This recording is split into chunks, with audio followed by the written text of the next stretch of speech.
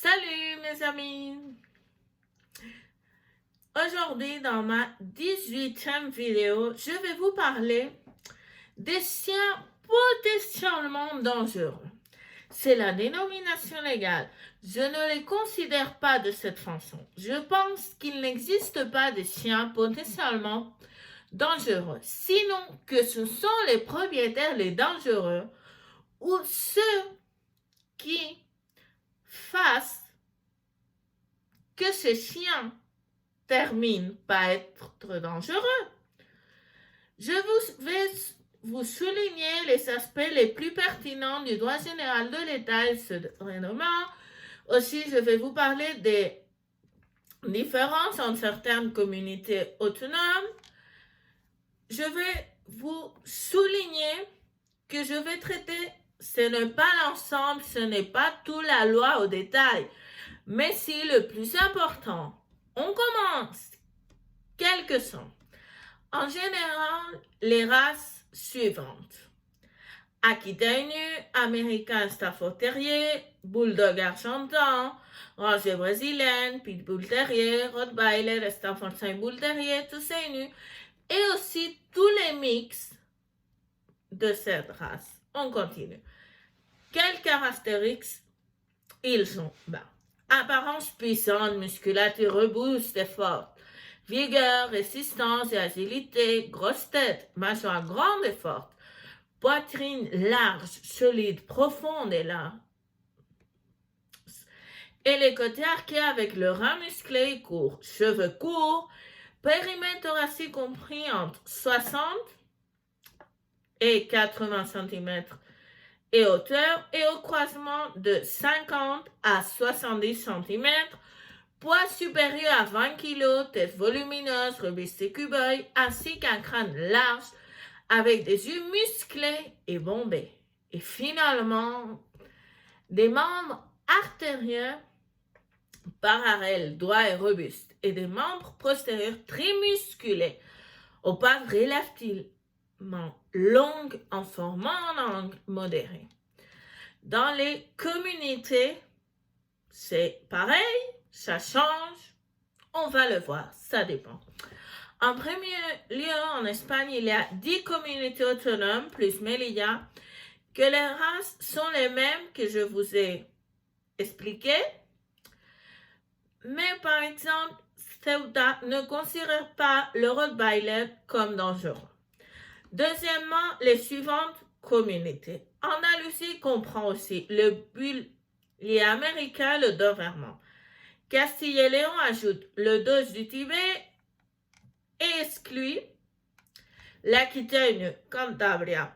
Comprend Boxer, Bull Mastiff, Doberman, Doge du Tibet, Mastiff napolitain, Presse Canaria et Presse Mallorca, et exclut l'Aquitaine, Américain Stafford et Tosa Inu. Catalogne, Bully américain, Bull Mastiff, Doberman, Dogue du Bordeaux, Mastiff napolitain, Barrage des Canaries, Américain Stafford Terrier. Extremadure, Bull Mastiff, Doberman, Dogue du Bordeaux, Doberman et Napolitain Mastiff. Galice, Bull Mastiff, Doberman, Dogue du Bordeaux, Bulldog du Tibet, Mastiff napolitain, Barrage des Canaries et Barrage de Mallorca. Et finalement Valence, Bull Mastiff, Bull Terrier, Doberman, Dogue de Bordeaux, Mastiff napolitain, Préserve Canario et Préserve Mallorquin. Comme vous voyez, ça change d'une autre, mais ça change une race ou autre, mais ce n'est pas des changements très importants. Quels sont les besoins pour les savoir? Les suivants. Certificat d'aptitude médicale ou psychotechnique, certificat d'aptitude médicale physique, capacité auditive, visuelle, ne pas avoir des difficultés perceptuelles et motrices, absence de tout trouble qui empêche physiquement de pouvoir contrôler l'animal, système locomoteur et neurologique. Et aussi un certificat d'aptitude médicale psychique. Ici, l'important, c'est que ça doit être l'absence de difficultés de prise de décision et problèmes de personnalité, troubles mentaux et du comportement et tout autre qui affecte le plein exercice des facultés mentales. Où on peut obtenir ce certificat?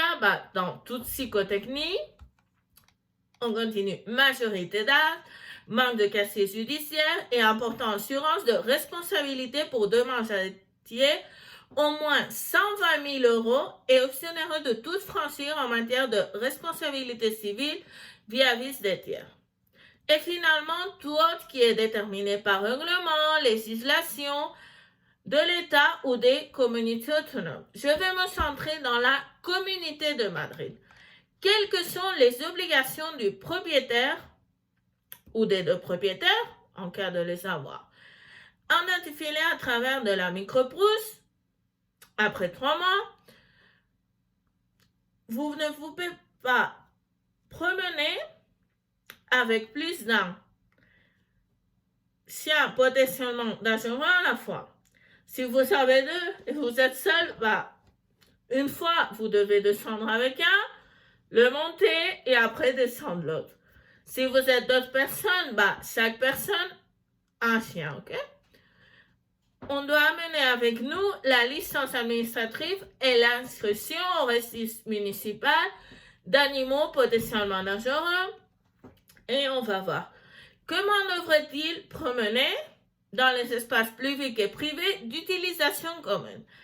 Très important. Laisse ou chaîne non extensible de moins de 2 mètres, plus museau adapté à la race de l'animal.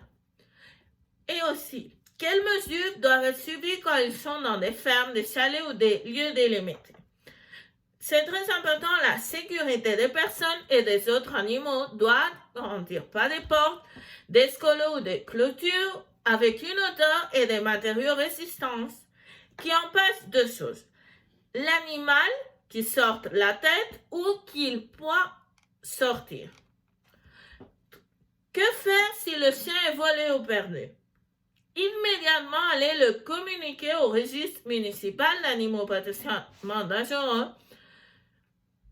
le plus tôt possible, ok? Mais le délai maximum, c'est de 48 heures.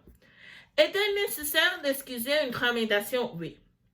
Demande de licence administrative pour la possession d'animal potentiellement dangereux en ligne ou en personne, photocopie originale ou certificat conforme du hydroéquivalent psychotechnique, quasi judiciaire et de l'assurance.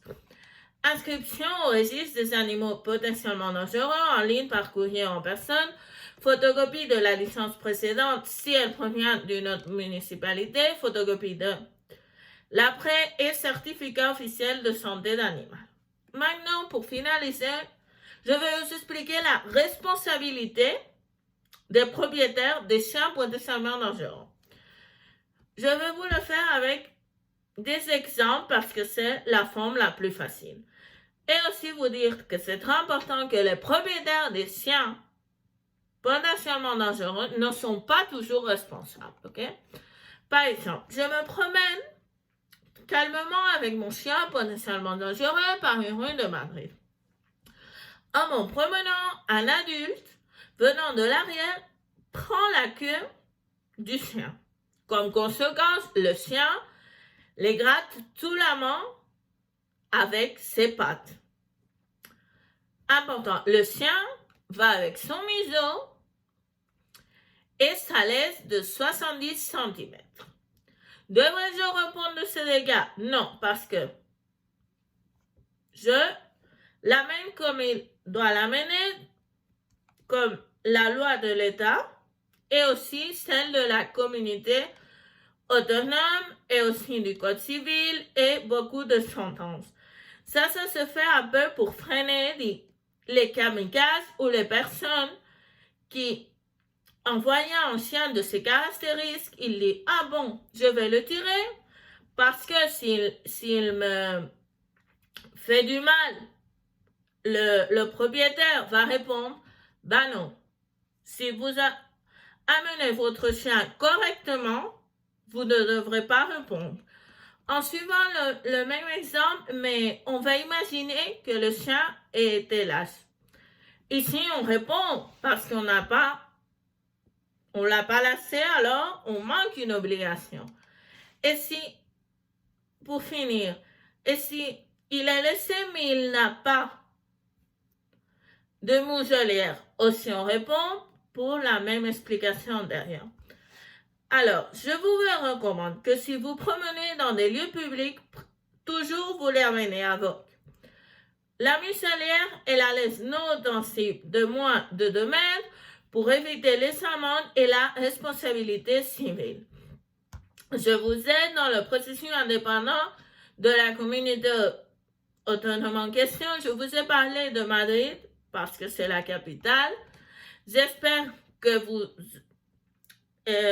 aurez aimé la vidéo et que vous l'avez trouvé intéressant. La vidéo, je ne vais pas dire au revoir sans vous dire que aussi il y a un article dans mon blog de la page web. Vous avez les liens dans la boîte de description qui traite aussi des animaux. Passez une bonne semaine. À mardi prochain. Salut!